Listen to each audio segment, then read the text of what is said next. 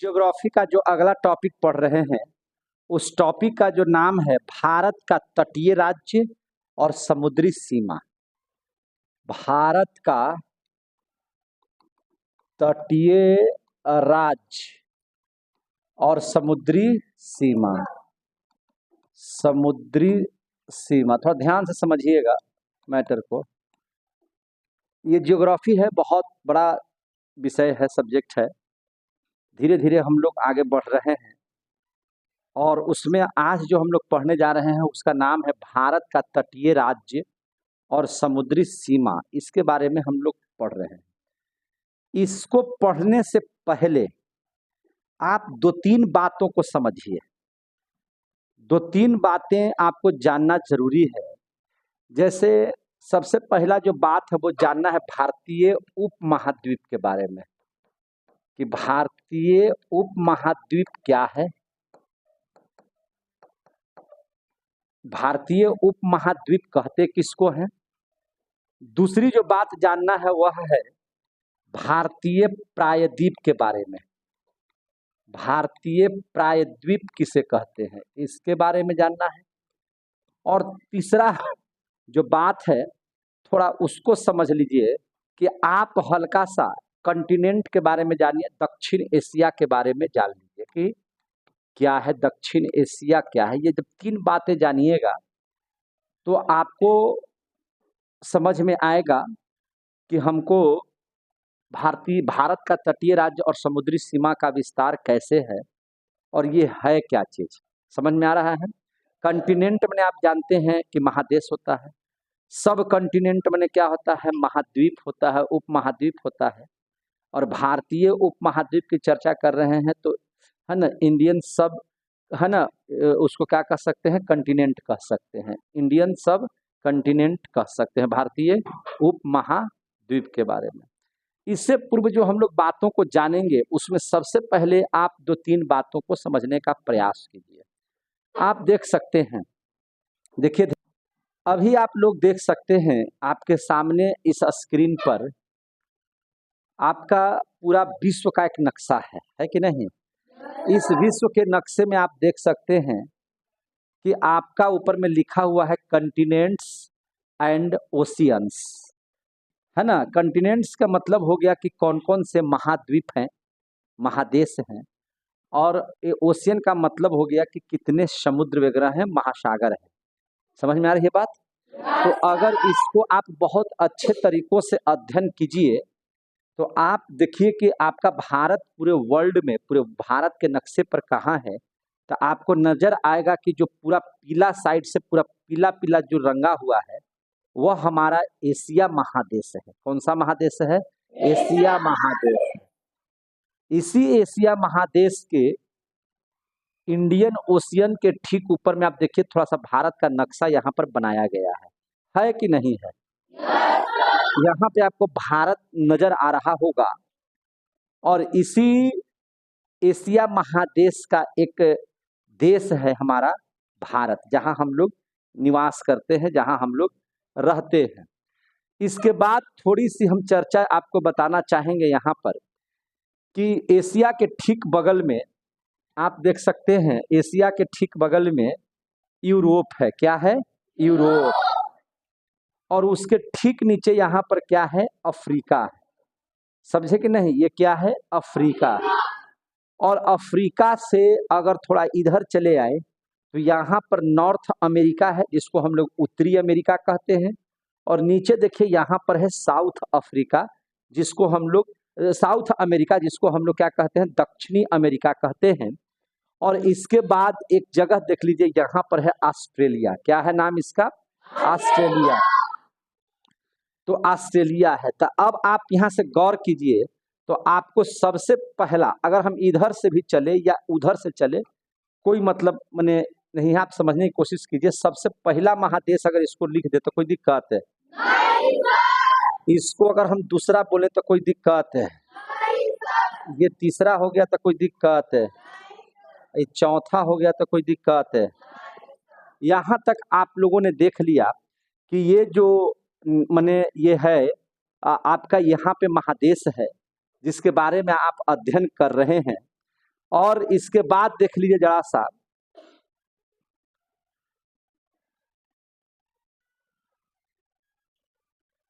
यहां पर आप देखिए जरा सा, नॉर्थ अमेरिका, कौन है नाम इसका? नॉर्थ अमेरिका, उत्तरी अमेरिका। 4 के बाद यहाँ पे कर दीजिए 5, इसको कर दीजिए 6, और यहाँ पर देख लीजिए लिखा हुआ है, एक है अंटार्कटिका।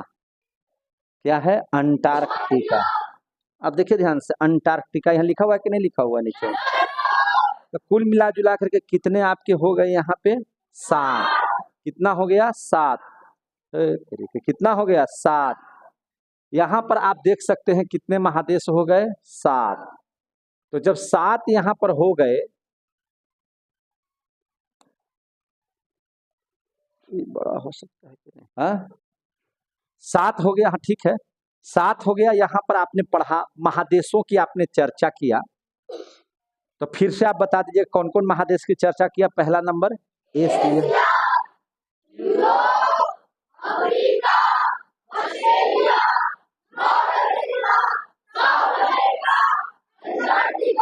क्लियर हो गए?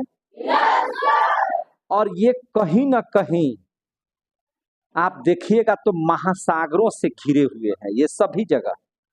चाहे आप एशिया की चर्चा कीजिए, अफ्रीका की चर्चा कीजिए, सारे चीजों का चर्चा कीजिए। तो अगर आप ओशियन की चर्चा कर रहे हैं तो आपके विश्व पटल पर 5 ओशियन के बारे में पढ़ना है आपको। कितना ओशियन के बारे में? 5।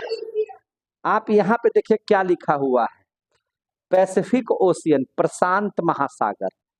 कौन सा महासागर? प्रशांत महासागर, जो चारों तरफ से इस तरह से फैला हुआ है, सबसे बड़ा महासागर भी है ये, जिसको हम लोग क्या कहते हैं? प्रशांत महासागर। क्या बोलते हैं उसको?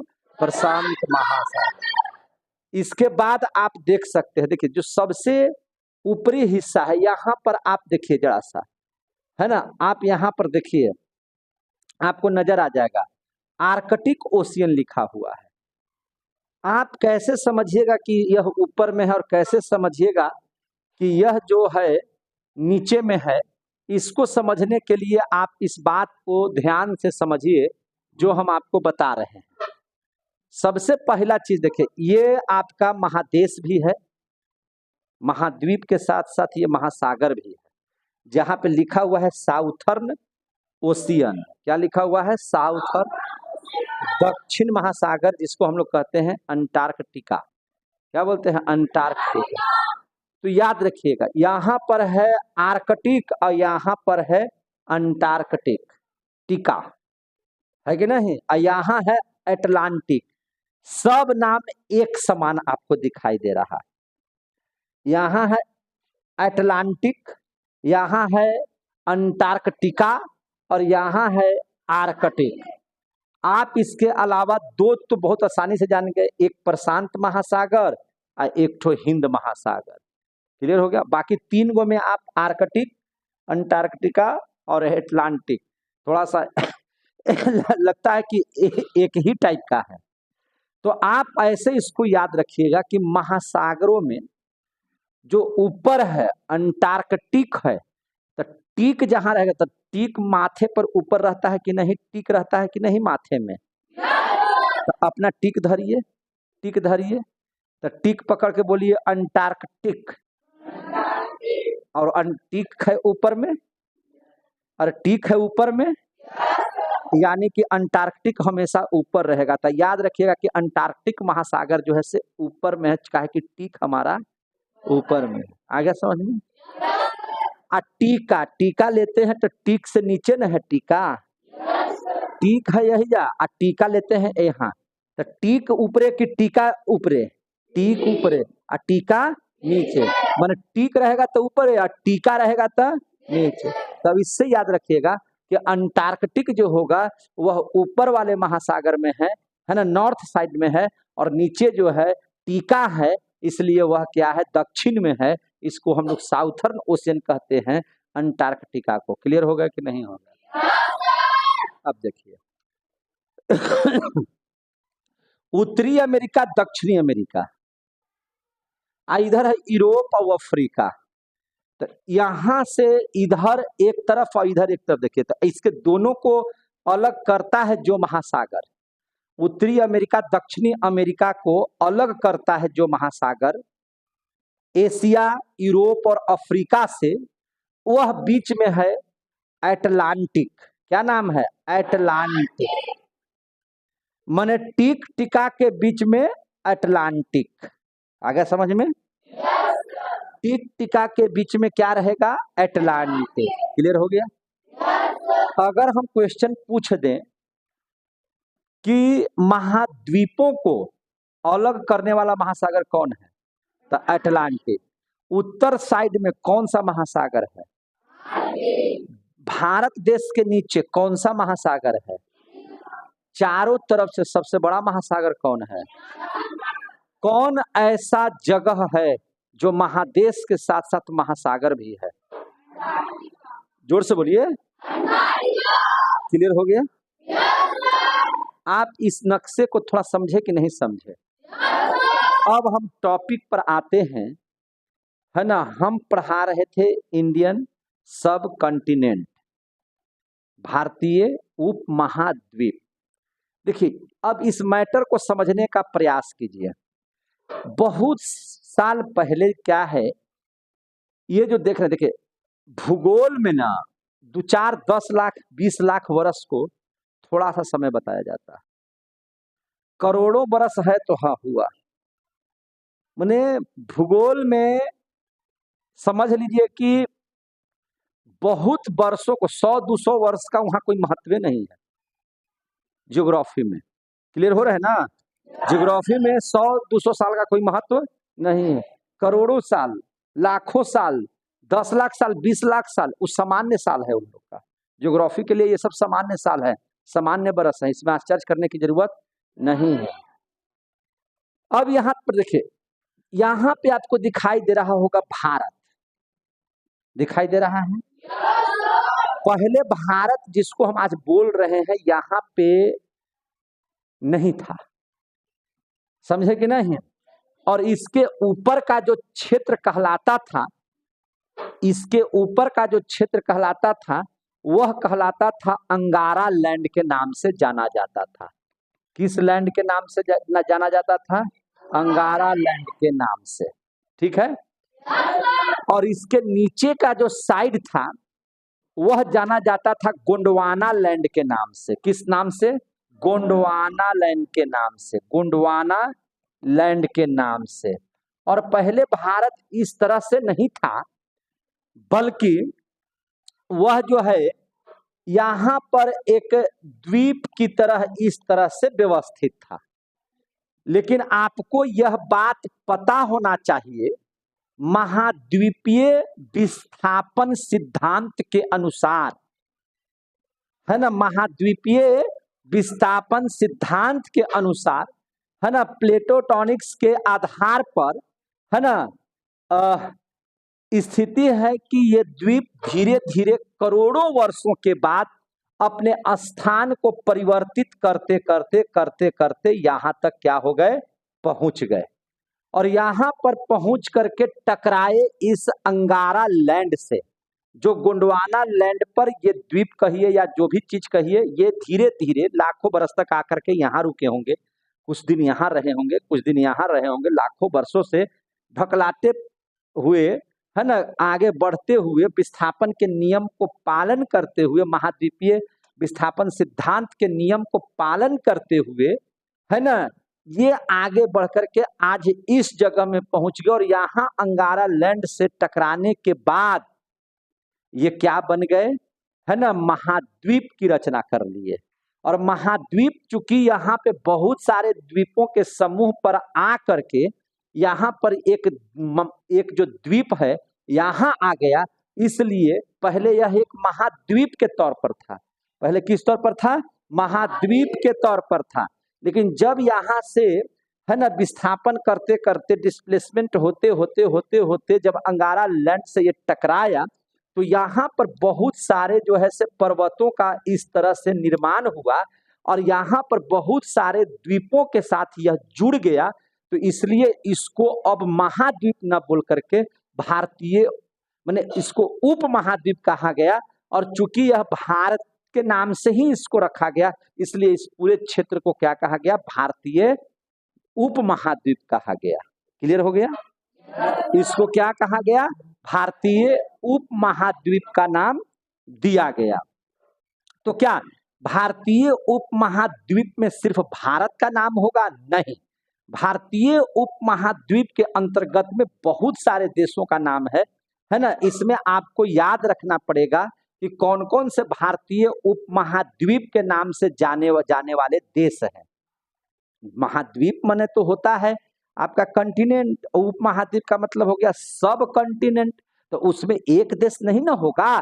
लेकिन हाँ, इनमें से भारत बड़ा होने की वजह से पूरे उप महाद्वीप का नाम ही रख दिया गया। क्या चीज? भारतीय उप महाद्वीप। और इस भारतीय उप महाद्वीप के अंतर्गत, ध्यान से समझिएगा, भारतीय उप महाद्वीप के अंतर्गत, भारतीय उप महाद्वीप के अंतर्गत जो देश आया उसमें सबसे पहला तो भारत है। उसमें कौन है पहला नंबर पर? भारत। उसके बाद दूसरा नंबर पर आ गया कौन? पाकिस्तान, क्योंकि इसी से अलग हुआ था, तो इसलिए पाकिस्तान को भी हम लोग इसमें रख सकते हैं। भारत का सबसे हमारा पड़ोसी देश है नेपाल, जो बिहार का बॉर्डर से ये छूता है, तो इसलिए नेपाल भी इस महाद्वीप का एक अंग हो गया, उप महाद्वीप का एक अंग हो गया। भारतीय उप महाद्वीप में नेपाल भी आता है। इसके बाद इसका पड़ोसी देश है भूटान, तो भूटान को भी इसमें रखा गया। इसके बाद यहाँ से भूटान से जब हम आगे बढ़ेंगे तो बांग्लादेश भी भारत से ही अलग हुआ है, तो बांग्लादेश भी इसमें आ जाएगा। कौन आ जाएगा? बांग्लादेश आ जाएगा। इसके बाद आप जरा सा देख लेंगे तो भारत के दक्षिणी बिंदु पर सबसे पड़ोसी देश जो सागर से बिलोंग करता है, महासागर से बिलोंग करता है, माने समुद्रीय तट का सबसे पड़ोसी देश किसको मानते हैं हम लोग? श्रीलंका को मानते हैं। तो ये इसके अंतर्गत में हमारा कौन आ गया देश? श्रीलंका भी आ गया। और 7 नंबर पर हम देखेंगे कि एक मालदीव है जो हमारा है ना, इस मालदीव भी जो है वह भारतीय उप महाद्वीप का एक समूह बना। तो आपसे क्वेश्चन पूछा जाएगा कि भारतीय उप महाद्वीप में कितने देश आते हैं? भारतीय उप महाद्वीप में कितने देश आते हैं? तो कौन कौन सा नाम लीजिएगा? जल्दी जल्दी बता दीजिए।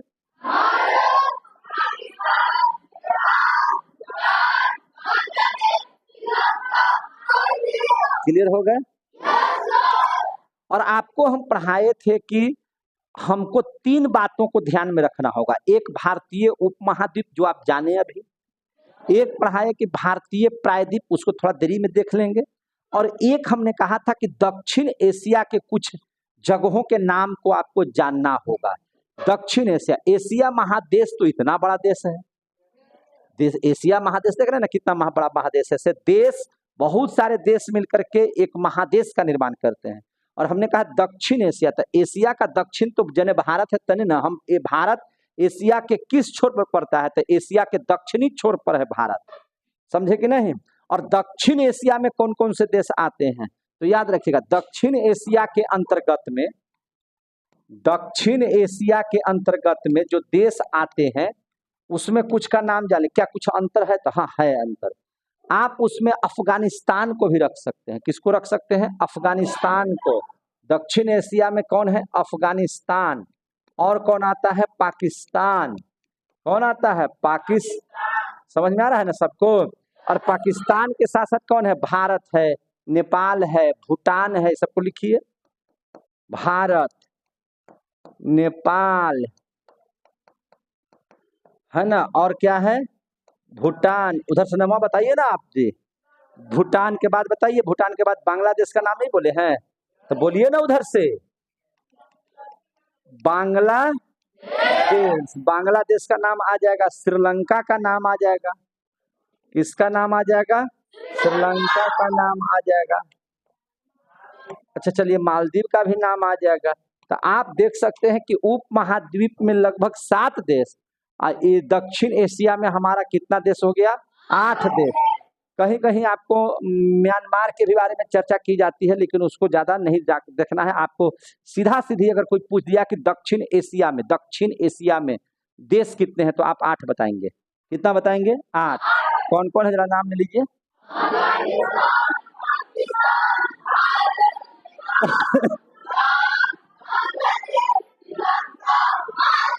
समझ में आ गया बात?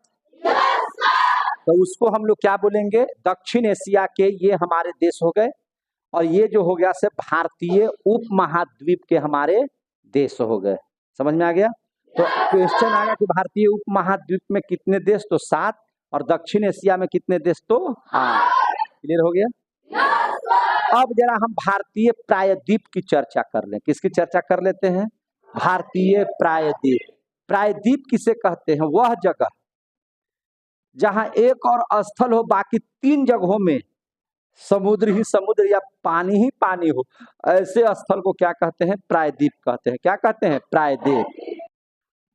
अब यहाँ पर प्रायद्वीप के बारे में हमको समझना है, भारतीय प्रायद्वीप के बारे में। तो हमने पहले ही कहा कि प्रायद्वीप उस क्षेत्र को कहा जाता है जिसके 3 हिस्से में जल और 1 हिस्से में स्थल हो। आप देखिए कि प्रायद्वीप हमारे पास भारत में जो प्रायद्वीप है वो कहाँ हो सकते हैं, जरा इस पर हम लोग गौर करते हैं और जानने की कोशिश करते हैं। जरा ध्यान से समझिएगा इस चीज को, और कोशिश कीजिए कि हमको समझ में आप लोगों को आ जाए। इस बात पर ध्यान से इसको देखिएगा। तो हम लोगों को इसको जानने से पहले इस बात को ध्यान में रखना होगा कि प्रायद्वीप किसे कहेंगे और प्रायद्वीप किसको कहेंगे। तो आप देखिए इधर, आपको इधर कहीं भी ऊपरी हिस्से में आपको कहीं समुद्र वगैरह नजर नहीं आया है। क्या है उसे क्या बोलते हैं जी? कहीं समुद्र आपका इधर नजर नहीं आ रहा है, लेकिन जिधर आप ब्लू साइड देख रहे हैं इसका मतलब है कि इधर समुद्र का क्षेत्र है। तो आप देखिए हम लोगों का जो ये वाला हिस्सा है, जो इधर गुजरात है, देख रहे हैं ना, इधर इस तरह से जो हिस्सा आया है, इसके इधर भी जल है, इधर भी जल है, नीचे में भी जल है। तो ये मेरा जो हिस्सा होगा, तो ये हिस्सा मेरा प्रायद्वीप कहलाएगा। क्या कहलाएगा? प्रायद्वीप। क्लियर हो गया? अभी आप लोगों ने पढ़ा कि गुजरात, यहां पे देखिए ध्यान से, गुजरात, आपका थोड़ा सा इलाका राजस्थान, मध्य प्रदेश, छत्तीसगढ़, झारखंड, वेस्ट बंगाल, है ना। इसके बाद यहाँ कौन सा है? त्रिपुरा है, मिजोरम से होते हुए कर्क रेखा गुजरती है, और यह कर्क रेखा जो है 23.5 डिग्री पर गुजरती है ना। और यह भारत को 2 हिस्सों में बांटती है। पढ़े हैं कि नहीं पढ़े हैं आप लोग? तो अगर हम यहाँ से देखें, जरा सा आप गौर कीजिए, अगर यहाँ से, तो अगर इस हिस्से को हम ऐसे बांटे तो आपको नजर आ जाएगा कि ये हिस्सा इस तरह से आगे की ओर बढ़ा है, जो कर्क रेखा के तौर पर है। या इसको भी हम हटा दें अभी, है ना। देखिए जरा सा ध्यान से, एक बार में ऐसे करके हम खींच दें तो आपको नजर आ जाएगा कि देखिए यहाँ पे गुजरात, राजस्थान, मध्य प्रदेश, छत्तीसगढ़, झारखंड, वेस्ट बंगाल, त्रिपुरा और मिजोरम से एक कर्क रेखा गुजरी है। कर्क रेखा कितना डिग्री पर गुजरी? 23.5 डिग्री पर। लेकिन प्रायद्वीप क्षेत्र किसको कहते हैं? अगर कोई आपसे पूछ देगा कि प्रायद्वीप क्षेत्र किसको कहते हैं, तो वह रेखा जो 22 डिग्री से होकर के गुजरेगी, वह रेखा जो 22 डिग्री से होकर के गुजरेगी, उसके नीचे का सारा क्षेत्र प्रायद्वीप का क्षेत्र कहलाएगा। किसका क्षेत्र कहलाएगा? प्रायद्वीपीय क्षेत्र कहलाएगा। तो ये बात आप समझ में आ गया। अब यहाँ पर जरा सा देखिएगा, तो अब हमको ऊपर के हिस्सा को भी नहीं पढ़ना है। भारतीय, अगर हम प्रायद्वीप की चर्चा करेंगे तो भारतीय प्रायद्वीप में आपको ऊपर का हिस्सा अब नहीं पढ़ना है। अब जब भी हम लोग पढ़ेंगे तो हम लोग ये किनारे वाले हिस्से को काफी अच्छे से पढ़ेंगे। कैसे पढ़ेंगे? किनारे वाले हिस्से को। और किनारे वाले हिस्से में जो आपका नाम आएगा उसमें देखिए, पहला नाम क्या है? गुजरात। दूसरा नाम क्या है? महाराष्ट्र। तीसरा नाम देखिए यहाँ गोवा है। तीसरा नाम क्या है, कर्नाटक है, चौथा नाम क्या है, केरल है, ये क्या है, तमिलनाडु है। ये वाला देखिए, ये वाला बहुत दूर तक इलाका है, तटीय क्षेत्र है ये। तो ये हो गया आपका आंध्र प्रदेश। उसके बाद देखिए उड़ीसा, और उसके बाद आप छत्तीसगढ़ जो देख रहे हैं और तेलंगाना जो देख रहे हैं, ये भी नीचे साइड में है, लेकिन यह पूर्ण रूपेण समुद्र तट के माने समुद्र तट के किनारे इन लोगों का बाउंड्री कहीं समुद्र से है जुड़ा हुआ, नहीं है जुड़ा हुआ। समझ में आ रही है बात? अब इस बात को समझिए, इस इलाके के इधर आपका बंगाल की खाड़ी है। क्या है इधर? बंगाल की खाड़ी है। समझ में आ रहा है बात? आप जरा सा नीचे अगर देखेंगे तो यहाँ पे आपको हिंद महासागर है। कौन महासागर है? हिंद महासागर है। इधर जो है से हिंद महासागर है। और इसके अगर तीसरे साइड की अगर हम लोग चर्चा करेंगे तो इधर जो है से अरब सागर है। कौन सागर है? अरब सागर है। तो आप बताइए, क्या भारत का यह वाला जो क्षेत्र है, दक्षिणी जो इलाका है, वह 3 समुद्री इलाकों से घिरा हुआ है कि नहीं है? इसको क्या बोलेंगे? भारतीय प्रायद्वीप। क्या बोलेंगे इसको? भारतीय प्रायद्वीप। यहां तक की बात समझ में आ गई? अगर यहां तक की बात समझ में आ गई तो कुछ लोगों का हम लोग कुछ चीजों का नाम हम लोगों को जानना बहुत जरूरी है। समझ में आ रही है बात? कुछ चीजों का नाम हम लोगों को जानना बहुत जरूरी है। कौन कौन से नाम को आपको जानना है उसके बारे में आप जरा सा समझिएगा। तो सबसे पहले हम लोग जाने कि भारत का तटीय राज्य कौन कौन है। समझे कि नहीं? भारत का हम लोगों का तटीय राज्य पर थोड़ा सा विश्लेषण कर लेते हैं। हम सबसे पहले यहाँ पे जानकारी रखेंगे भारत का तटीय राज्य। भारत का तटीय राज्य, तटीय राज्य को समझ लीजिए। तटीय राज्य हम लोग 2 तरह से समझेंगे। तटीय राज्य हम लोग कितने तरह समझेंगे? 2 तरह से। एक तट जो बन रहा है वह इस हिस्से के पश्चिम साइड में बन रहा है, और एक जो देख रहे हैं वह इस हिस्से के पूर्व साइड में बन रहा है। तो जो तटीय राज्य है उसके 2 हिस्से हो गए, एक पश्चिम साइड और एक पूर्व साइड में। तो सबसे पहले हम लोग जिक्र कर लेते हैं कि पश्चिम साइड के तट पर कौन कौन से राज्य हैं जो समुद्र को टच करते हैं। जो भी राज्य समुद्र से टच करेगा, है ना, अगर इधर सागर से टच करेगा तो ये हो जाएंगे तटीय राज्य। क्या हो जाएंगे? तटीय राज्य। तो अब जरा सा समझिए ध्यान से, भारत का तटीय राज्य। तो भारत का तटीय राज्य हम यहाँ पे 2 कर देते हैं।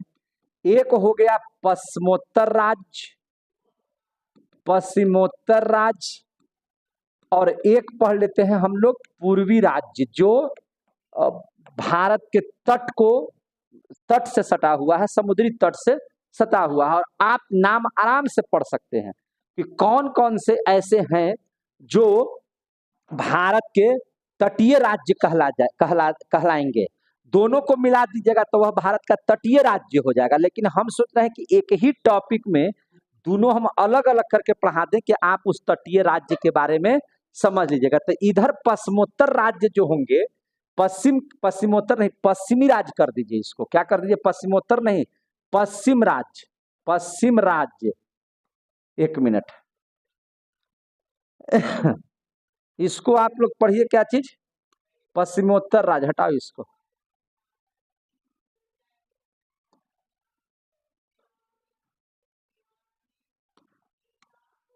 इसको हटेगा कैसे? लाले से कर देते हैं।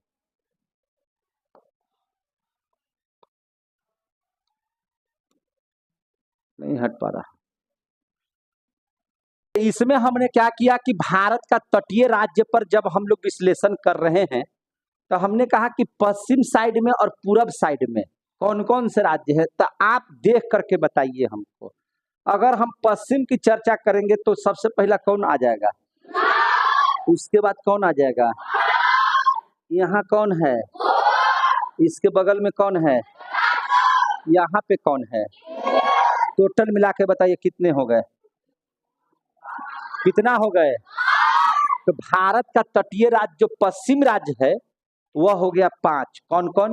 गुजरात, महाराष्ट्र, गोवा, कर्नाटक, केरल। पांच हो गए।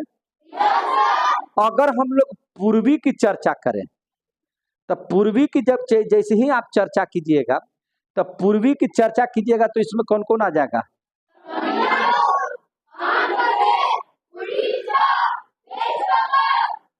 हो गया, कैठ हो गया तो बस चार, ठीक है ना।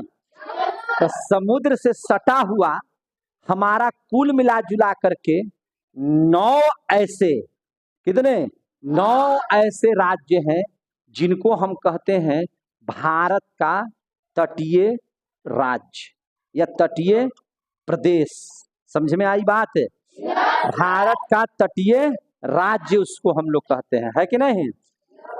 अब इसमें एक चीज और समझ लीजिए, हम यहां पर सबसे पहले आपको इसमें हम सजा करके लिखते हैं कि सबसे पहले हम उस राज्य का नाम लिखेंगे जिसका तट बहुत ज्यादा हो, जितना भाग में सबसे ज्यादा फैला हुआ हो, जिसका तटीय भाग ज्यादा विस्तार पूर्वक हो। हम वैसे लोगों, वैसे प्रदेश को, ऐसे राज्यों को चिन्हित करेंगे। तो पश्चिमी राज्य में सबसे ज्यादा जो फैला हुआ तटीय राज्य है, सबसे ज्यादा तट देखिए तो यहां से आपको ऐसे ऐसे घूम करके पूरा यहां से लेकर के यहां तक, यानी कि आप गुजरात को देखिएगा कि यह जो गुजरात है सर्वाधिक तटीय क्षेत्र वाला है ना, पश्चिमी राज्य है। समझ में आ रही है कि नहीं बात आ रही है समझ में? सर्वाधिक तटीय है ना, सर्वाधिक। सबसे पहले एक चीज समझ लीजिए, सबसे पहले हम लोग इसको जान लीजिए कि सर्वाधिक तटीय क्षेत्र मैंने क्रमबद्ध तरीके से, सबसे पहले इसको समझ लीजिए, सर्वाधिक तटीय क्षेत्र वाला राज्य एकदम क्रमबद्ध तरीके से समझे। हम 9 को आपको राज्य बताएं, 9 राज्य जो है जो समुद्र के किनारों को छूता है, और इन 9 राज्यों को कहा जाता है तटीय राज्य। क्या कहा जाता है? तटीय राज्य, तटीय क्षेत्र कहलाते हैं ये सब। तो सबसे पहला जो है, जो सर्वाधिक, सबसे ज्यादा माने लैंड, सबसे ज्यादा जमीन जो टच करता है वह है प्रदेश गुजरात का। यही क्वेश्चन आया हुआ है, ये क्वेश्चन क्या है? आया हुआ है कि कौन ऐसा समुद्री राज्य है ना, तटीय क्षेत्र वाला राज्य है जिसके जो सबसे ज्यादा सर्वाधिक क्षेत्रों को टच करता है। तो उसमें सबसे पहला नाम किसका आ जाएगा? गुजरात का। आप नक्शा से भी देखिए, गुजरात के बाद आपको नजर आएगा आंध्र प्रदेश, यहां से लेकर के एकदम यहां तक। आप नक्शे से भी देख सकते हैं कि गुजरात काहे ज्यादा लग रहा है, तो यहां से लेकर के देखिए ये पूरा इलाका, पूरा देख रहे हैं ना, घूम हुआ ऐसे कर करके पूरा यहां से लेकर के एकदम कोना कोना अगर देखिएगा ऐसे ऐसे कर करके, तो ये सबसे ज्यादा है फैला हुआ, इसका क्षेत्र सबसे विस्तार क्षेत्र है। इसके बाद देखिए आप यहाँ पे आंध्र प्रदेश को देखिए जरा सा, ये देखिए पूरा एकदम ये यहाँ तक है। आपको इसके बाद सबसे बड़ा क्षेत्र नजर आएगा आंध्र प्रदेश का। तो इसको हम लोग दूसरा नंबर पर किसको लिखेंगे? आंध्र प्रदेश। किसको लिखेंगे? आंध्र प्रदेश। आंध्र प्रदेश के बाद आप अपने से देख करके हमको बताइए कि कौन ऐसा राज्य है जिसका तटीय क्षेत्र सबसे लंबा आपको दिखाई दे रहा है? नहीं, आपको इससे भी ज्यादा बड़ा क्षेत्र इसका है, केरल का। किसका है? केरल का। किस? एक मिनट, उससे ज्यादा आपको नजर आ रहा है तमिलनाडु का। किसका नजर आ रहा है? तमिलनाडु का। आप सिर्फ लंबाई मत देखिए, वो घुमावदार भी देखिए, क्योंकि जहां से आप घूमिएगा तो वो भी तट न है जी, तो उस तट को देखिएगा। तो तीसरा नंबर पर आपको आएगा कौन? तमिलनाडु। कौन आएगा? तमिलनाडु।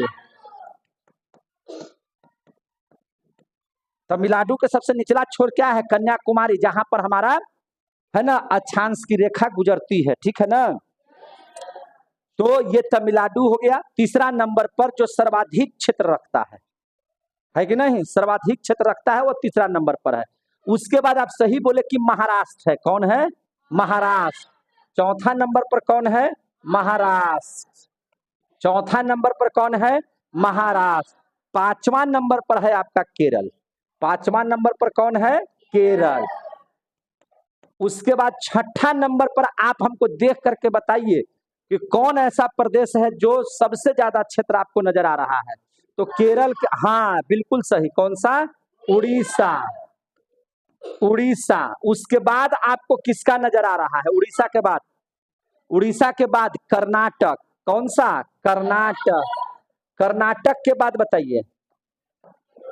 हाँ हाँ बोलिए बोलिए बोलिए। कर्नाटक के बाद आप देखिए पश्चिम बंगाल का ये इतना सारा क्षेत्र जो है, यहाँ तक ये जो क्षेत्र आप देख रहे हैं जो समुद्र के किनारे वाला हिस्सा में मिलता है, तो अब लिख सकते हैं हम लोग पश्चिम बंगाल।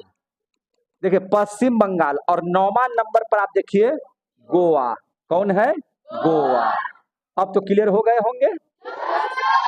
हमने ये जो सजा करके लिखा है, तो हमने सजाया है कि जो सबसे ऊपर लिखा गया है वह सबसे ज्यादा क्षेत्र कर रहा है निर्धारण, और जो सबसे नीचे लिखा हुआ है वह सबसे कम क्षेत्र को अंकित कर रहा है, दर्शा रहा है। समझे कि नहीं?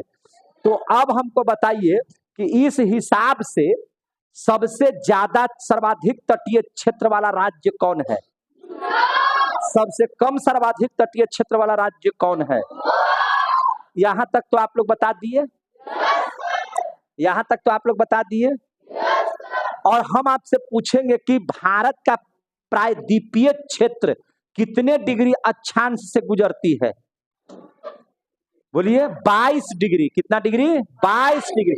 चूंकि देखिए यहाँ पे 23.5 डिग्री से जो रेखा गुजर रही है वो है कर्क रेखा। तो कर्क रेखा को, अगर कर्क रेखा से नीचे के क्षेत्र को अगर हम प्रायद्वीपीय क्षेत्र मान लेंगे, तब तो यहाँ पर आपको राजस्थान भी आ जाएगा, जबकि राजस्थान से समुद्र से कोई लेना देना नहीं है। ठीक है कि नहीं?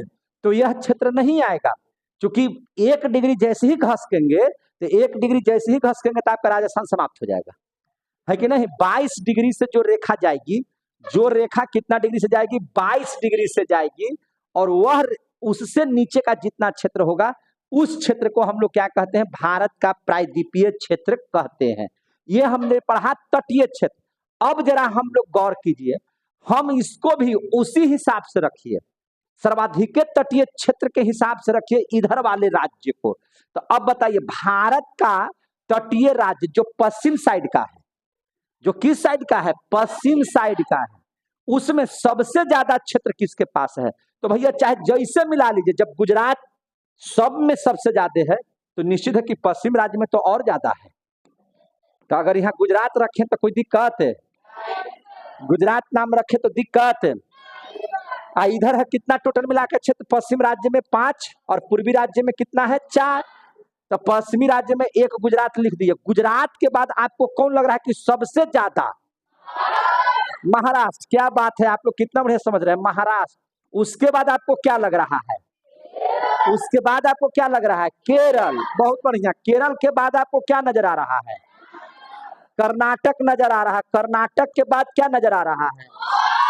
गोवा। आप सिलसिलेवार ढंग से लिख रहे हैं। उसी तरह से पूर्वी राज्य में सबसे ज्यादा जमीन रखने वाला है ना, जो जमीन टच करता है समुद्र के किनारे, वह राज्य कौन सा है?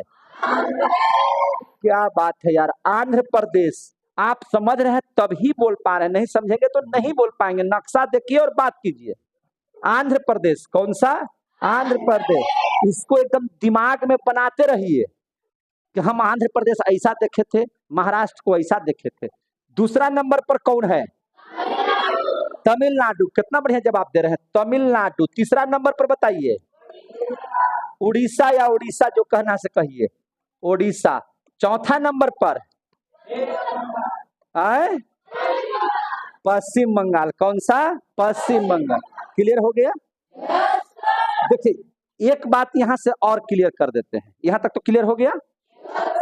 आप यहां तक की बात को अगर समझ लिए हो, तो अगर आपको बढ़िया से समझ में आया है, वैसे कितने बच्चे हैं जो समुद्रीय तटीय किनारे को समझ रहे हैं, तटीय क्षेत्र के बारे में समझ रहे हैं? बहुत अच्छा। अब इस बात को और समझने का प्रयास कीजिए खूब बढ़िया से। देखिए भारत का तटीय सीमा को हम लोग जरा सा पढ़ लेते हैं। किसके बारे में पढ़ लेते हैं? भारत का तटीय सीमा के बारे में अगर पढ़ लें तो कितना भूमि है इसके बारे में जरा जिक्र कर लेते हैं। तटीय सीमा के अंतर्गत में हमारा कितना जमीन है ना, उसके बारे में जरा सा हम लोग चर्चा कर लेते हैं। समझ में आ रही है बात? तो इसमें जरा सा देखिएगा कि भारत का तटीय सीमा, हम एक पॉइंट लिख देते हैं, भारत का तटीय सीमा। तो तटीय सीमा दो तरह से हम लोग इसको इंगित करेंगे। सबसे पहला एक मुख्य भूमि पर चर्चा कर लेंगे और दूसरी चर्चा कर लेंगे हमारा मुख्य भूमि जो है, जो आपका माने कहने का मतलब है कि समूचा जहां तक एरिया मेरा है उसके बारे में, ठीक है ना।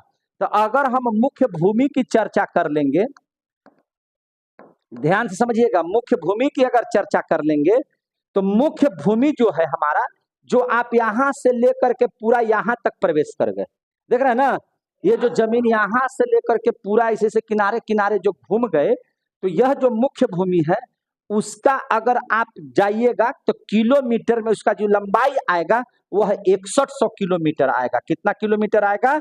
6100। ये क्वेश्चन आया हुआ है कि भारत का तटीय क्षेत्र पर जो भूमि है वह कितना किलोमीटर में फैला हुआ है। तो आप क्या बताइएगा? 6100, 6100 किलोमीटर में है। लेकिन क्या यही मेरा इलाका है? और ये सब द्वीप वगैरह नहीं जानिएगा कि मेरा है, ये भी तो भारत का ना है। तो अगर हम द्वीप वगैरह को साथे जोड़ लें, यानी कि हम मुख्य द्वीप की चर्चा कर लें और माने मुख्य द्वीप की भी चर्चा कर लें और मुख्य भूमि की भी चर्चा कर लें, तो दोनों मिलाकर के हमारा जो क्षेत्र पड़ेगा वह क्षेत्र हो जाएगा 7516.6 किलोमीटर। इतना बड़ा क्षेत्र हमारा भारत का ये तटीय क्षेत्र के किनारे पड़ता है, जो हम लोगों का है। क्लियर हो गए? यहां तक समझ में आ गया? इसके बारे में आप समझिए, यहाँ पर और एक दो बातें समझ लीजिए। देख लीजिए, आप यहाँ पश्चिम बंगाल के बाद जाइएगा तो इधर हमने लिखा था कि यह बंगाल की खाड़ी है। यह किसकी खाड़ी है? बंगाल की खाड़ी। अंग्रेजी में इसको कहते हैं बे ऑफ बंगाल। क्या बोलते हैं इसको? बे ऑफ बंगाल। समझे कि नहीं? बे ऑफ बंगाल कहते हैं। अब यहां से इस बात को समझिए और एक कहा जाता है गल्फ। गल्फ मने भी खाड़ी और बे मने भी खाड़ी। गल्फ और बे, गल्फ मने भी खाड़ी होता है और क्या बोलते हैं उसको? बे मने भी खाड़ी होता है। देखिए, तो दोनों में अंतर क्या? देखिए, यहाँ जो है, यहाँ गल्फ कहेंगे इसको, और यहाँ पर जो है इसको हम लोग बे कहेंगे, बे ऑफ बंगाल, बंगाल की खाड़ी। देखिए, खाड़ी का मतलब क्या होता है? ठीक इसका उल्टा, प्रायद्वीप का उल्टा। प्रायद्वीप में हम क्या पढ़े थे? जहां एक भाग स्थल हो और तीन तरफ से पानी हो, समझे ना? तो उसको क्या बोले हम लोग? उसको बोले हम लोग प्रायद्वीप। लेकिन खाड़ी किसको बोलेंगे? जहां तीन ओर से जमीन हो और एक छोर से पानी हो, उसको क्या बोलेंगे? खाड़ी। जैसे देखिए, इसको बंगाल की खाड़ी क्यों कहते हैं? तो इसको बंगाल की खाड़ी इसलिए कहते हैं कि आगे हो गया समुद्र, आगे क्या हो गया? समुद्र। लेकिन इसके पीछे देखिए तो बंगाल है, ये बांग्लादेश है, उड़ीसा का क्षेत्र है, म्यांमार है। देख रहे हैं कि नहीं देख रहे हैं? तो इधर आपको क्या है? म्यांमार है, मालदीव है ना, बर्मा है, इधर हमारा कुछ राज्य है। तो इधर तो तीन दने से, देखिए यहाँ इधर तीन दने से आपका जो है से देश है और एक तरफ क्या है? आपका समुद्र है। तो ऐसे ऐसे जब बनावट आएगा तो ऐसे बनावट को हम लोग कहेंगे खाड़ी। हम लोग क्या बोलते हैं? खाड़ी। और जब बनावट ऐसे हो तो इसको क्या बोलेंगे? प्रायद्वीप। क्या बोलेंगे इसको? प्रायद्वीप। समझे कि नहीं? और यहाँ पर जब हम घुसल है अंदर में है, समझे कि यहाँ भी तो देखिए ना, यहाँ भी समुद्र है और एक दो इधर पूरा साइड, इस साइड में पूरा जो है से क्या है? आपका जो है से जमीन है। तो जहाँ बीच में घुसा तो इसको हम लोग भी खाड़िए बोलते हैं। लेकिन इसमें जो पानी है जो आप देख रहे हैं यहाँ पर, वह टकरा करके एक किनारे के रूप में ले लेता है और वह सरकरा हो जाती है। माने एकदम कम जगह से जब माने ये हो जाती है तो उसको बोलते हैं हम लोग गल्फ।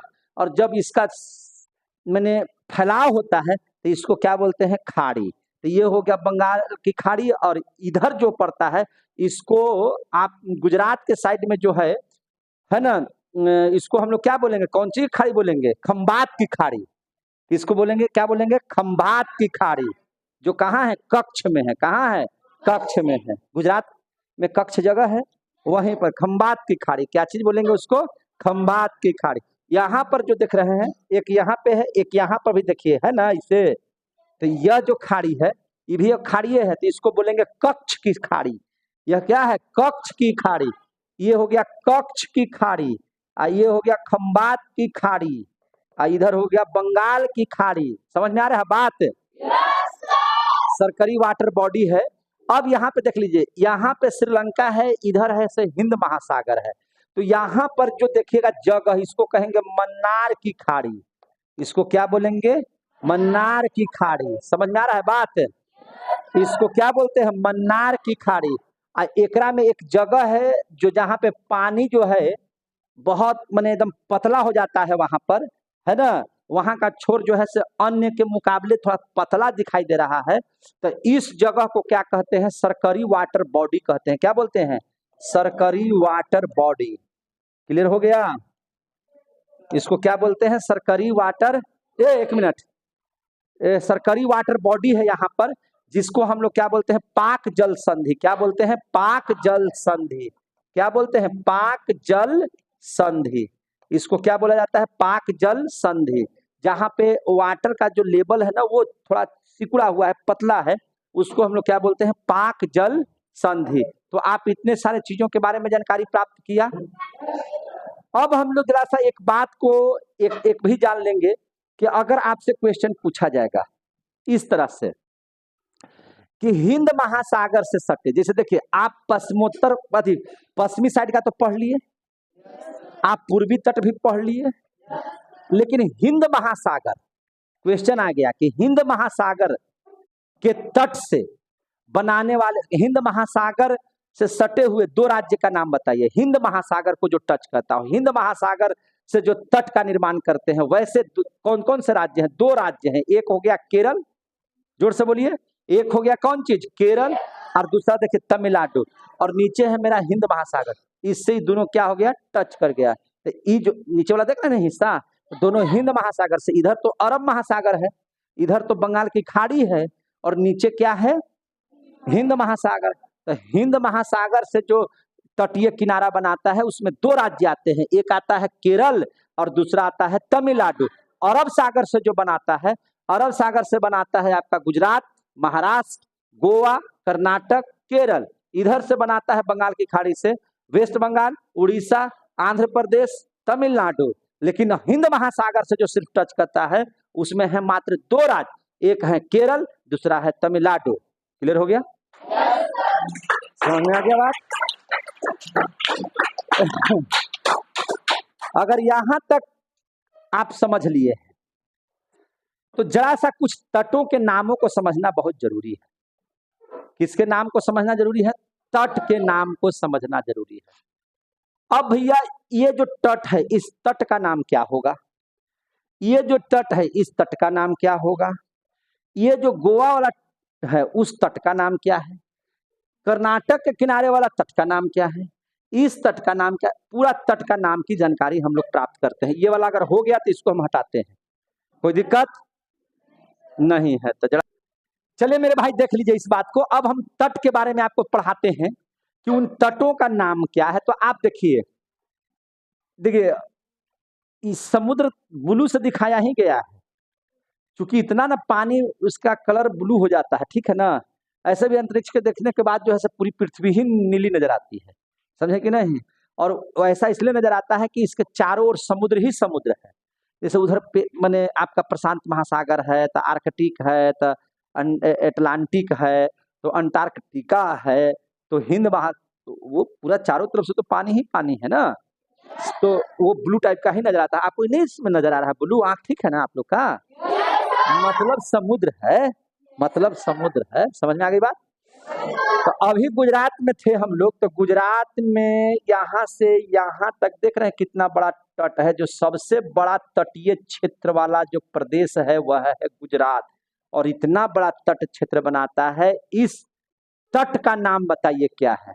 तो इस तट का नाम है कच्छ। कौन सा है इसका नाम? कच्छ। इसको बोलते हैं कच्छ का तट। इसको क्या बोलते हैं? कच्छ का तट। क्लियर हो गया? 9 तटीय राज्य हैं तो 9 गो नाम होगा, होगा ना 9 गो नाम। तो पहला हो गया कौन? कच्छ का तट हो गया। दूसरा, जैसे ही हम लोग जाते हैं तो आपको मिल जाता है महाराष्ट्र। देखिए ये महाराष्ट्र का है, इतना दूर क्या है? महाराष्ट्र का। तो यहाँ से यहाँ तक इतनी समय तो गोवा है, ये है। तो यहाँ जैसे ही आप जाते हैं तो यह कहलाता है सौराष्ट्र तट।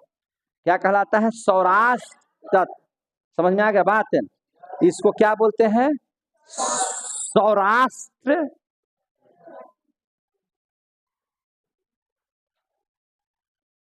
हाँ, सौराष्ट्र तट। एक मिनट रुक जाइए, देखिए ध्यान से समझिए, थोड़ा सा हम आप लोग के चलते डिस्टर्ब हो गए थे। देखिए सबसे पहला बात समझिए, यहां से लेकर के जो कच्छ वाला इलाका है ना, उसको बोला जाता है कच्छ का तट। और इस कच्छ का तट जहां से खत्म होता है, वहां से लेकर के पूरे गुजरात में जो तट आता है, उस तट का नाम है सौराष्ट्र तट। क्या नाम है? सौराष्ट्र तट। समझ में आ गया बात ना? इसको क्या बोलते हैं? ये भी गुजरात में है, सौराष्ट्र तट हो जाएगा। इसका नाम है सौराष्ट्र तट, या इसी को बोलते हैं काठियावाड़ा तट। इसी को क्या बोलते हैं? काठियावाड़ा तट। देखिए इसमें हुआ क्या था ना, हम बता रहे हैं, थोड़ा सा हम सोच रहे थे दूसरा चीज, बोल दिए दूसरा चीज। काठियावाड़ा तट था, और काठियावाड़ा तट और दूसरा जो है कोकर तट ना, दोनों एक टाइप का हमको लगता है। तो कोकर जो तट है, तो ये कोकर तट आपका महाराष्ट्र से शुरू हुआ है और गोवा तक पूरा गया। कहाँ तक गया है? पूरा गोवा तक। समझे कि नहीं? महाराष्ट्र से शुरू होते हुए कहाँ तक पहुंच गया है? गोवा तक। इसको हम लोग बोलते हैं कोकर तत्व। कौन सा तत्व? कोकर तत्व। याद रखिएगा, कोकर तट इसको कहते हैं। और काठियावाड़ा, ये दोनों में हमको इतना कंफ्यूजन होता है, समझे कि नहीं, कि स्थिति है कि देखिए ये जो आपका है कोठियावाड़ा तट भी ये गुजरात में ही है। कच्छ तट गुजरात में है, क्योंकि सबसे बड़ा तट है, इसलिए इसको 2 हिस्सों में बांटा गया है। कच्छ तक का जो हिस्सा है उसको कच्छ का तट कहा गया, और उसके बाद जो हिस्सा है कि नहीं, उसको बोला गया कोठियावाड़ा तट। और कोठियावाड़े के बगल में ठीक कए से नाम शुरू है, जिसका नाम है कोकर तट, जो महाराष्ट्र से कहाँ तक है? गोवा तक है। ये महाराष्ट्र से लेकर के M2G है, महाराष्ट्र से लेकर के कहाँ तक? गोवा तक। महाराष्ट्र से लेकर के कहाँ तक? गोवा तक। क्लियर हो गया? अब इसके बाद देखिए यहाँ पे जो तट है, जो कर्नाटक के पास है, कर्नाटक के पास जो तट है, उस कर्नाटक के तट को क्या कहा जाता है? कनारा तट। कौन सा तट? कनारा तट। कर्नाटक की वजह से इसका नाम है कनारा तट। कौन सा तट है? कनारा तट। और इतिहास में हम बहुत बार इसका नाम लिए हैं, इस तट का। या केरल का भी चर्चा किए हैं, जहां से अंग्रेज वगैरह जो है से बहुत लड़ाइयां लड़ी गई है वहां पर, जिसको हम लोग कहते हैं मालाबार तट। क्या कहते हैं इसको? मालाबार तट। टीपू सुल्तान इस सब के बारे में पढ़े हैं कि नहीं पढ़े हैं? मालाबार तट, केरल वाला तट जो है उसको हम लोग क्या बोलते हैं? मालाबार तट। अब इधर से देखिए पश्चिम बंगाल का जो तट है, तो पश्चिम बंगाल में भाषा क्या है? बंगाली। बंगाली है तो इसका नाम है वेंगा तट। बंगाली में इसको क्या बोलते हैं? वेंगा तट। यहाँ जो तट है इसका नाम क्या है? वेंगा तट है कि नहीं? इसका नाम क्या है? वेंगा तट। इसके बाद देखिएगा उड़ीसा में एक तट है, उसको कहते हैं उत्कल तट। क्या बोलते हैं? उत्कल तट। देखिए हल्का फुल्का नाम इधर उधर हो सकता है उच्चारण में, लेकिन आप इस समझ लीजिएगा कि इसका नाम क्या है? उत्कल तट। और इसके बारे में भी आपको आंध्र प्रदेश वाला भी तट के बारे में हम बहुत ज्यादा आपका हिस्ट्री में नाम लिए हैं। ये वाला जो लाइन देख रहे हैं, इसका भी हम बहुत बार आपको नाम लिए हैं, जिसको कहा जाता है, आपको भाषा में बोलते हैं उत्तरी सरकार तट, या सरकार तट इसका नाम ही है। इसका नाम क्या है? उत्तरी सरकार तट। कौन तट? उत्तरी सरकार तट, या सिर्फ सरकार तट भी बोलिएगा तो कोई दिक्कत नहीं है। ये आंध्र प्रदेश का तट है। और एक और नाम हम बराबर लेते हैं, कोरोमंडल तट, जो आपका किसको कहते हैं? तमिलनाडु वाले क्षेत्र के, ये वाला क्षेत्र को हम लोग क्या कहते हैं? कोरोमंडल तट। तो आपने इसमें इस टॉपिक में नाम पढ़ लिया, सभी जितने भी हमारे समुद्रीय माने किनारे किनारे वाले राज्य हैं जिनकी एक सीमा समुद्र से टच करती है, उनके तटों के नाम को आप जान लिया। गुजरात में 2 तट, कच्छ का तट, सौराष्ट्र या काठीबाड़ा का तट, और महाराष्ट्र से गोवा तक कोकर तट, उसके बाद केरल से कर्नाटक से कनारा तट, और केरल में जो है सब मालाबार तट है। इसके बाद पश्चिम बंगाल में चलेंगे तो आपका बेंग तट है ना, बेंग याद रहबे करेगा है ना, तो याद रखिएगा बंगा तट। उसके बाद जो है सो उत्कल तट, उत्तरी सरकार तट, और उसके बाद कोरामंडल तट। क्लियर हो गया? तो ये था तटों की जानकारी।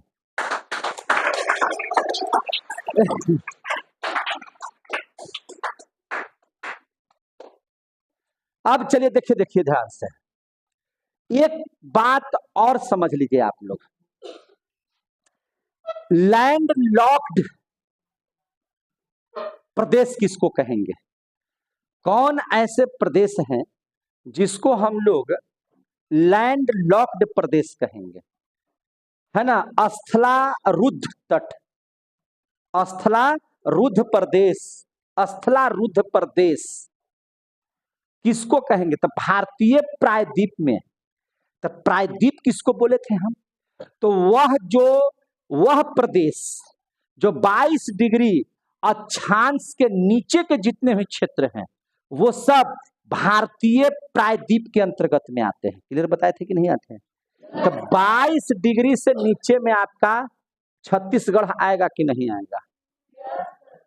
झारखंड का क्षेत्र आएगा कि नहीं आएगा? जोर से बोलिए, आएगा कि नहीं आएगा?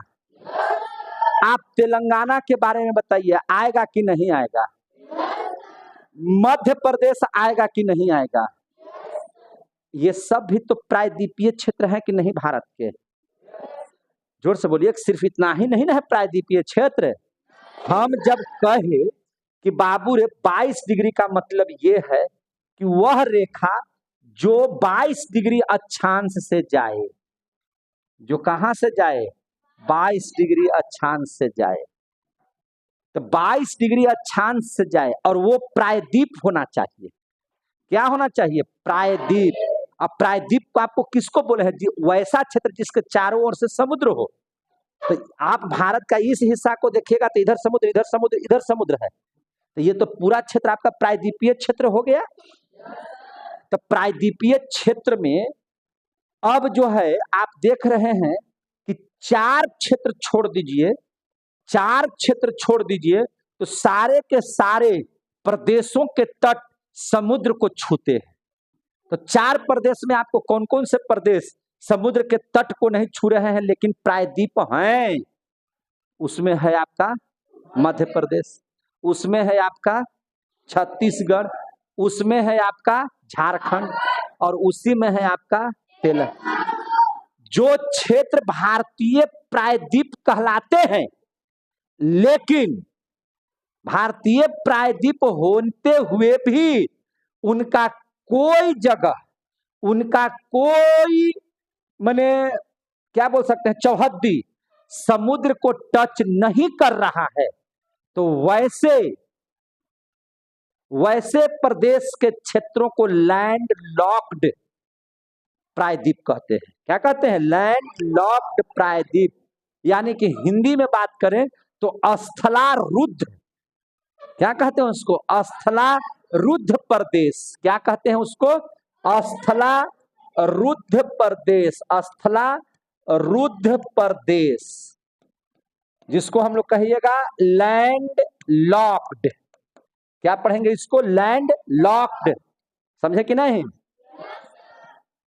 और वो भारत का प्रायद्वीप भी होना चाहिए। भारतीय प्रायद्वीप में इसका टॉपिक अगर हम बना दें कि भारतीय प्रायद्वीप, प्रायद्वीप देखिए अब आप लोग समझ रहे हैं कि प्रायद्वीप क्या है, उपमहाद्वीप क्या है ना, ये सब आप समझ रहे हैं, इसलिए अब हमको बताने की जरूरत नहीं है। तो प्रायद्वीप का क्षेत्र मीन्स क्या चीज? प्रायद्वीप का क्षेत्र का मतलब है कि इधर समुद्र, इधर समुद्र, इधर समुद्र, इधर स्थल, स्थल के तीनों तरफ से समुद्र है तो उसको प्रायद्वीप बोलते हैं।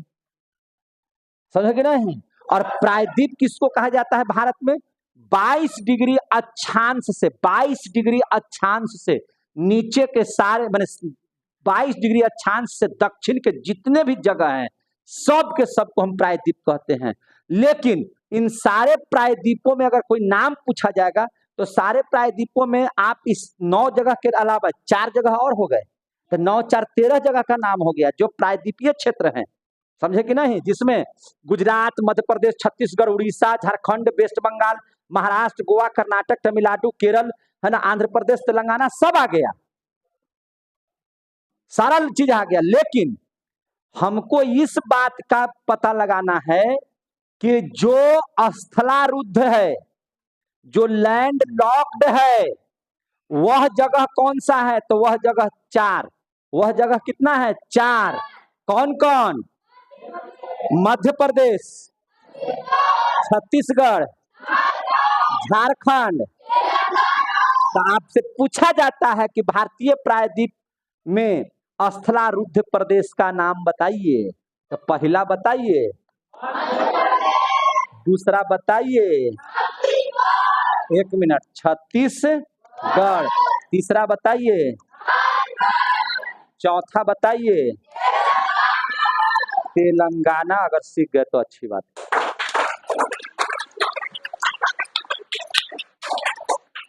समझ में आ गई बात?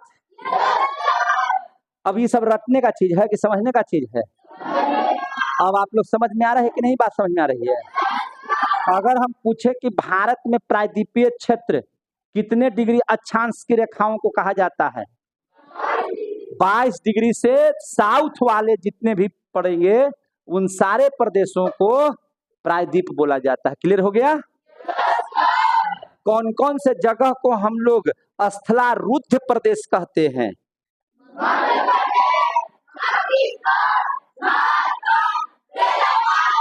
सबसे सर्वाधिक क्षेत्र रखने वाला है ना, वह प्रदेश का नाम बताइए जो सबसे तटीय क्षेत्र है हमारा, वो सबसे कम समुद्री तटीय क्षेत्र, गोवा। समझ में आ गई बात? हिंद महासागर के तट से जोड़ने वाले शहर राज्य का नाम बताइए। केरल और तमिलनाडु।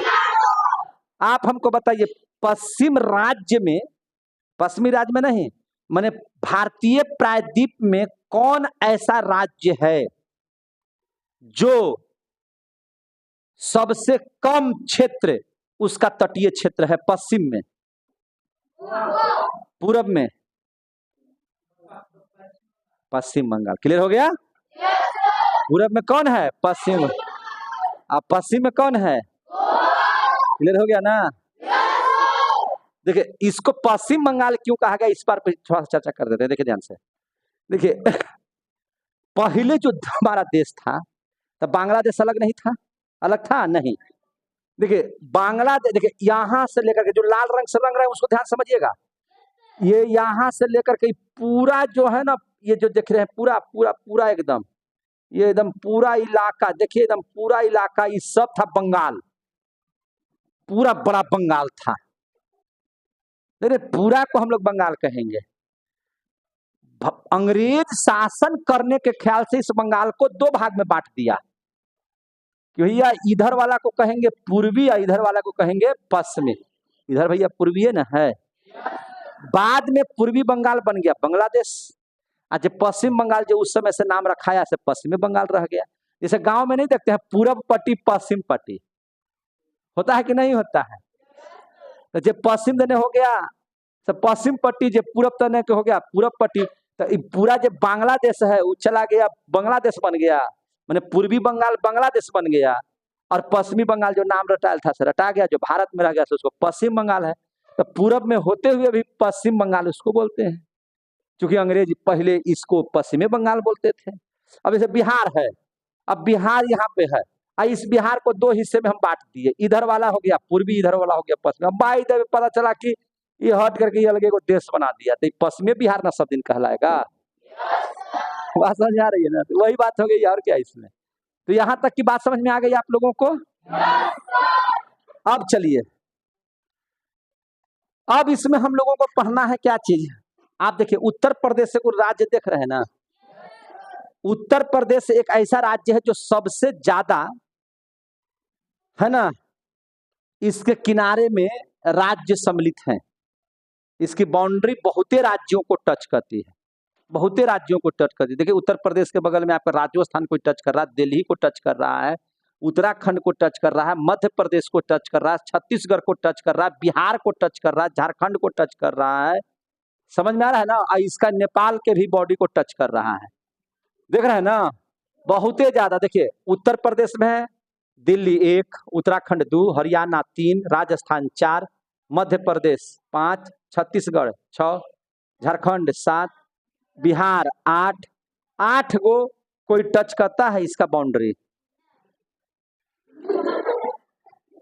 कर रहा है कि नहीं टच कर रहा है? अब जरा समझिएगा। यूपी के बाद कौन ऐसे राज्य हैं जो जिनकी सीमा सबसे ज्यादा राज्यों को छूती है? उत्तर प्रदेश में तो सबसे ज्यादा है, 8 गो है, जिसकी सीमा 8 राज्यों को टच कर रही है। इसके बाद बताइए, यूपी के बाद, तो यूपी के बाद आप छत्तीसगढ़ को देखिए। छत्तीसगढ़ कहाँ है? छत्तीसगढ़ पता है? ये देखिए कितने राज्यों को टच कर रही है। देखिए यहाँ छत्तीसगढ़ उत्तर प्रदेश को 1, मध्य प्रदेश 2, महाराष्ट्र 3, तेलंगाना 4, आंध्र प्रदेश 5, उड़ीसा 6, झारखंड 7। आगे समझ में? तो हम अगर आपसे क्वेश्चन पूछें कि उत्तर प्रदेश एक ऐसा राज्य है जो सबसे ज्यादा उसकी सीमा राज्यों को टच करती है, उसकी सीमा अन्य राज्यों को टच करती है, उसके बाद कौन है ऐसा राज्य जो सबसे ज्यादा सीमा टच करती है? छत्तीसगढ़। कौन है? छत्तीसगढ़। और 7 सीमा से बना हुआ वो भी एक राज्य है। छत्तीसगढ़ के अलावा दूसरा राज्य बताइए। यस, असम भी है। असम। नक्शा देखा और बिल्कुल सही जवाब दिया, ठोक दीजिए ताली उसके लिए। आप असम को देख लीजिए, असम को देख लीजिए। असम देखिए, जोड़िए हाथ से, मेघालय, त्रिपुरा, मिजोरम, मणिपुर, नागालैंड, आंध्र प्रदेश, पश्चिम बंगाल। हो गया 7 गो। अभी अरुणाचल प्रदेश जी, अरुणाचल प्रदेश और पश्चिम बंगाल 7 गो हो गया। तो यूपी 8 सीमा को टच करता, माने 8 राज्यों को टच करता है उसकी सीमा। और ये छत्तीसगढ़ और असम ऐसे राज्य हैं जिनकी सीमा 7 राज्यों को टच करती है। इस बात को याद रखना है, एकदम इसको दिमाग में बना लीजिए कि यूपी की सीमा सबसे ज्यादा राज्यों को छूती है, और उसके बाद 2 ऐसे राज्य हैं जो सबसे ज्यादा सीमा को छूती है, जिसका नाम है असम और छत्तीसगढ़। क्लियर हो गया? समझ में आ रहा है? अब जरा भारत की समुद्री सीमा पढ़ लेते हैं। अब जैसे भारत का तो ये तो आप मैंने जमीन की ना सीमा देख लिए, समुद्र में मेरा कितना अधिकार है ये देखना जरूरी है। भारत समुद्र में भी अपना अधिकार रखेगा कि नहीं रखेगा? आज नहीं तो मालूम चलेगा कि इधर से आया घुस जाएगा कोई धड़ाक दी पर। नहीं, ये सब जगह हमारी सेना है बाबू, याद रखिएगा। हमारे यहाँ 3 सेना है, स्थलीय सेना, वायु सेना और नेवी, नौसेना। तो नौसेना का काम क्या है? वही सब नौवे सेना वाला समुद्र में रह करके निगरानी करता है कि जहां कोई आया बस मार दिया धड़ाक से। क्योंकि देखिए ना, यहाँ से कोई भी ऐसे देश आ जाएगा, केरल से प्रवेश कर जाएगा, कोई भी देश आएगा तमिलनाडु से प्रवेश कर जाएगा, आंध्र प्रदेश, तो वहां सुरक्षा चाहिए कि नहीं? सुरक्षा चाहिए। तो वायु सेना सुरक्षा करेगा, वहां नेवी सुरक्षा करेगा। तो याद रखिए, इधर नेवी की बहुत जरूरत पड़ती है, पूरा इलाके उसी लोगों का है, समझे कि नहीं? तो नौसेना हमारे यहाँ सबसे ज्यादा इधर साइड में ही काम करती है, और ये समुद्रों पर नजर रखती है कि कोई दूसरा जहाज, कोई दूसरे देश का, है ना, पानी का जहाज जो है ना, जहाज पानी का होता है ना, वो जो है हमारे देश में प्रवेश न करे, इसका वो ख्याल रखता है। कौन? नौसेना। तो अभी हम लोग पढ़ लेंगे भारत की समुद्री सीमा के बारे में। इसको हटा दें। चलिए देखिए ध्यान से, भारत की जब समुद्री सीमा पर हम लोग चर्चा कर लेंगे तो भारत की जो समुद्री सीमा है हम इसको आसानी से 3 भाग में बांट करके पढ़ते हैं। पहला प्रादेशिक सीमा, दूसरा संलग्न का क्षेत्र, और तीसरा जो हम लोग पढ़ेंगे, रुक जाइए ना जरा सा, लिखिए देंगे सबको, है ना, तीसरा जो हम लोग पढ़ लेंगे, है ना, वो क्या है, अनन्य आर्थिक क्षेत्र के बारे में पढ़ लेंगे, ठीक है ना। तो भारत की जो समुद्री सीमा है उसको हम लोग 3 भाग में पढ़ेंगे। तो अगला जो टॉपिक है और सबसे अंतिम टॉपिक है आज का, भारत की समुद्री सीमा। ध्यान से देखिएगा, भारत की समुद्री सीमा। तो सबसे पहला हम लोग 3 भाग में इसको बांट देंगे और उस क्षेत्र को समझ लीजिए। कभी भी आप नेवी वगैरह में, हाँ बोलिए, कोई दिक्कत है क्या? तो पहली जो सीमा है उसको कहते हैं प्रादेशिक सीमा। क्या नाम है इसका? प्रादेशिक सीमा। अच्छा, समुद्र कहीं इधर है? जब भी समुद्र है तो हमारे यहाँ दक्षिण साइड में, ठीक है, प्रादेशिक सीमा। दूसरा जो सीमा है वह है, उसको कहते हैं संलग्न क्षेत्र। कौन सा क्षेत्र? संलग्न क्षेत्र। और जो तीसरा जो है उसको हम लोग बोलते हैं अनन्य आर्थिक क्षेत्र। क्या बोलते हैं? अनन्य आर्थिक क्षेत्र। बहुत आसानी से समझ लीजिए, बहुत कम देरी में।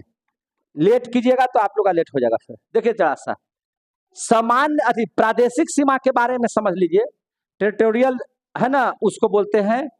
तो उसके बारे में समझ लीजिए जरा सा, है ना, टेरिटोरियल एरिया उसको बोलते हैं, प्रादेशिक सीमा को। तो इसके बारे में जरा सा समझ लीजिए कि स्थल सीमा से, कहां से?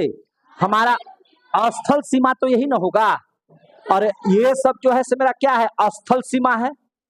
स्थल सीमा से, सुन लीजिए ध्यान से, स्थल सीमा से जब आप 12 समुद्री मील जाइएगा, अगर यहां से आप 12 समुद्री मील जाते हैं सब इलाका से, कहां तक? 12 समुद्री मील। समुद्री, इस बात को नोट कर लीजिएगा, आप लोग समझ लीजिएगा ध्यान से सुन करके। समुद्री मील को ही बोला जाता है नॉटिकल मील। क्या बोला जाता है? नॉटिकल मील।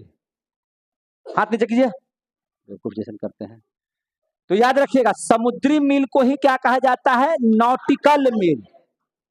तो हमारा जो क्षेत्र है प्रादेशिक सीमा किसको बोलते हैं, हम उसकी चर्चा कर रहे हैं। तो जो हमारा स्थलीय सीमा है, वहां से अगर आप 12 समुद्री मील तक चले जाते हैं, 12 नॉटिकल मील तक चले जाते हैं, वो क्षेत्र आपका है। वो क्षेत्र किसका है? भारत का है। यानी कि स्थल सीमा से, ध्यान समझिएगा, स्थल सीमा से 12 मील दूर, है ना, 12 मील दूर। कहां? समुद्री मील। 12 मील दूर कौन? 12 समुद्री मील कर दीजिए, समुद्री मील दूर। समुद्री मील दूर जिसको हम लोग क्या कहते हैं? नॉटिकल मील। क्या कहते हैं? नॉटिकल मील। अब समझिए कि मील क्या होता है, समझ लीजिए मील किसे कहते हैं। तो देखिए, साधारण तौर पर इस बात को आप बढ़िया से समझ लीजिए। करीब करीब 1 मील में, आप ऐसे समझ, मील किसे कहते हैं? जब आप 1 किलोमीटर और 600 मीटर जाइएगा तो 1 मील कहा जाता है। 1 मील बराबर होता है 1.6 किलोमीटर, मतलब 1.5 किलोमीटर से 100 मीटर ज्यादा। 1 मील बराबर, याद रखिएगा, 1 मील बराबर 1.6 किलोमीटर। यह मील हो गया जो हम लोग धरती पर नापते हैं। 1 मील, 2 मील, 3 मील, 4 मील, ऐसे जो करते हैं से 1.6 किलोमीटर कहा जाता है। लेकिन नॉटिकल मील जो होता है, 1 नॉटिकल मील की अगर हम लोग बात करेंगे तो 1 नॉटिकल मील बराबर 1.8 किलोमीटर होता है। कितना किलोमीटर होता है? 1.8 किलोमीटर। और उस 1.8 में अगर आप 12 से गुना कर दीजिएगा, उतना दूर तक समुद्र में वो आपका इलाका है। वह इलाका किसका है? आपका। यहां कोई नहीं आ सकता है, इतना दूर में कोई नहीं आ सकता है, सब मेरा इलाका है। अगर इसमें कोई देश इंटरफेयर करता है ना तो वो गलत करता है, यानी कि वह भारत की सीमा में घुस रहा है। समझ में आ गई बात? कहां से? यहां से लेकर के यहां तक। और इसमें आपको एक अधिकार है कि आप अपने देश का सारा कानून लागू कर सकते हैं। जो देश के अंदर में जो कानून है वही यहां भी कानून का फॉलो होगा। उस क्षेत्र का नाम है प्रादेशिक सीमा। कितने बच्चों को समझ में आ गया? क्लियर हो गया? उसमें आप तेल निकालिए, अन्य जितना भी आप समुद्र में काम करना चाहते हैं सब कीजिए, कोई आपको बोलने वाला नहीं है। दूसरा देश का अगर जहाज जाता है तो आप मार के गिरा दीजिए, सब आप कर सकते हैं, क्योंकि वह भारत का समुद्री इलाका है, वहां कोई नहीं जा सकता है। वह भारत का है। अगर कोई दूसरा देश वाला आ जाता है, उसमें बाउंड्री दिया हुआ था। बाउंड्री का मतलब कि उसमें ऐसा नहीं है, उसमें एक पाइप वगैरह डाल करके बताया जाता है कि यह भारत का सीमा है, वो नौसेना लोग समझ जाते हैं। क्लियर हो गया? तो वहां तक का क्षेत्र हमारा प्रादेशिक सीमा है। क्लियर हो गया? अब इस बात को समझ लीजिए, संलग्न सीमा किसे कहते हैं। तो जहां पर प्रादेशिक सीमा है उससे भी ज्यादा दूर 12 नॉटिकल मील तक, उससे 12 नॉटिकल मील दूर तक। कहां से? यहां संलग्न क्षेत्र किसको कहेंगे? प्रादेशिक जो सीमा है मेरा, प्रादेशिक सीमा से 12 नॉटिकल मील तक और आगे मील दूर तक हमारा संलग्न क्षेत्र है। इस संलग्न क्षेत्र में यह भारतीय कानून के हिसाब से वो सीमा चलेगा। उसमें आप जो है से सीमा का शुल्क वगैरह भी लगा सकते हैं। अगर कोई वहां से व्यापार करना चाहेगा दूसरे देश का या कोई भी व्यक्ति, तो आप उससे आप सीमा शुल्क ले सकते हैं, वो आपके अधिकार क्षेत्र में है। वहां तक का पर्यावरण की सुरक्षा करना आपका कर्तव्य बनता है, जो भारत की सीमा कहलाती है। प्रादेश एक तो 12 मील नॉटिकल मील हो गया प्रादेशिक क्षेत्र, उससे भी 12 नॉटिकल मील आगे, उससे भी 12 नॉटिकल मील आगे वह जो क्षेत्र कहलाएगा, वह क्षेत्र कहलाएगा संलग्न। जैसे देखिए, मान के चलिए कि ये सीमा है, यहां से हम आगे बढ़े 12 नॉटिकल मील, तो ये मेरा हो गया प्रादेशिक क्षेत्र। और यहां से भी 12 नॉटिकल मील आगे, तो ये मेरा हो गया संलग्न क्षेत्र। कितने बच्चों को क्लियर हो गया? आ गया समझ में? ये मेरा हो गया क्या चीज? संलग्न क्षेत्र। और हम अनन्य आर्थिक क्षेत्र की बात अगर हम लोग कर लेंगे तो इससे भी थोड़ा सा आगे करीब करीब 200 समुद्री मील तक, यहां से 200 समुद्री मील तक, 200 समुद्री मील तक, क्योंकि समुद्र बहुत बड़ा ना है, 200 समुद्री मील तक ये जो क्षेत्र कहलाएगा अनन्य आर्थिक क्षेत्र कहलाएगा, जहां पे आप संशोधन वगैरह कर सकते हैं, जहां पर आप जो है से उस क्षेत्र तक भ्रमण कर सकते हैं, लेकिन अधिकार पूर्ण रूपेण नहीं है। भारत का पूरा कानून वहां लागू नहीं होगा और वहीं पर सबसे ज्यादा लड़ाइयां होती हैं घुसने के लिए। भारतीय नौसेना चाहती है कि हम यहां तक के इलाका को अपने कब्जे में रखें, अहिजे से किसी को अंदर आने नहीं दें, है कि नहीं? ये तो मेरा अपना क्षेत्र हो गया, ये क्षेत्र है जहां से कमाया जा सकता है, और ये जो क्षेत्र है जहां पर हम अगर तटस्थ नहीं रहेंगे तो इसमें कहता है ना कि समुद्र पर इतना किलोमीटर समुद्र में जाकर कब्जा कर लिया फलना देश वाला, तो यही पर सबसे ज्यादा लड़ाई का खतरा रहता है। और भारतीय चाहते हैं कि यहाँ तक कोई नहीं आए, दुश्मन चाहते हैं कि इसके अंदर में घुस जाए। समझे कि नहीं? यहाँ से यहाँ तक ये हो गया हमारा समुद्री क्षेत्र किनारा, और यहाँ से लेकर के यहाँ तक का जो क्षेत्र हुआ वह 3 हिस्सों में बटी हुई है, प्रादेशिक, संलग्न और अनन्य आर्थिक क्षेत्र में, है ना। जो हमारा सीमा से लेकर के 12 नॉटिकल मील तक कहलाएगा प्रादेशिक, और उस प्रादेशिक सीमा से 12, है ना, 12 नॉटिकल मील की दूरी जो कहलाएगी वह संलग्न, और संलग्न से 200 समुद्री मील यानी कि 200 नॉटिकल मील तक आप जाइएगा तो वह क्षेत्र हमारा कहलाएगा अनन्य आर्थिक क्षेत्र। और खत्म। समझ में आ गया बात? समझ में आ गई बात? तो आज आप लोगों ने जो टॉपिक पढ़ा, जिस टॉपिक का नाम था भारत का तटीय क्षेत्र और समुद्री सीमा, तो दोनों हम टॉपिक को टच कर लिए। हम समझते हैं कि आपको बढ़िया से समझ में आया होगा। तो अब हम लोग अगले वीडियो में मिलते हैं, तब तक के लिए जय हिंद, जय भारत।